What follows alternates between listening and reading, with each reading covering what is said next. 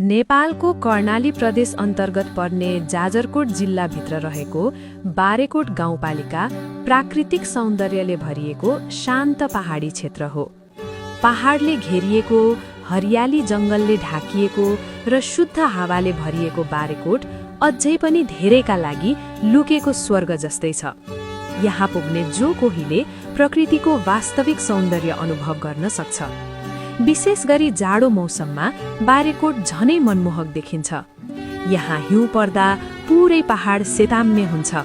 स्थानीय बालबालिका हिउँमा खेल्ने, रमाउने र फोटो खिच्ने गर्छन्। हिउँले ढाकिएको बारेकोटले हिमाली क्षेत्रको झल्को दिन्छ।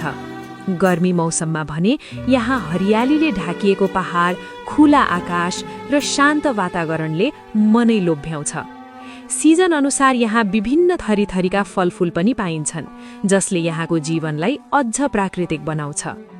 बारेकोट क्षेत्र खोला नाला, जङ्गल र पहाडी बाटाहरूले भरिएको छ।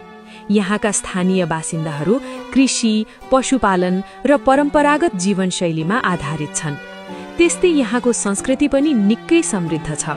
स्थानीय चाडपर्व, परम्परागत नाचगान र सामुदायिक जीवनले बारेकोटलाई अझ विशेष बनाएको छ।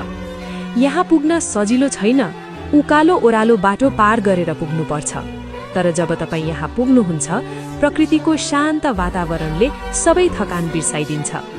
बारेकोट केवल एउटा ठाउँ मात्र होइन, यो कर्णालीको लुकेको सौन्दर्य हो।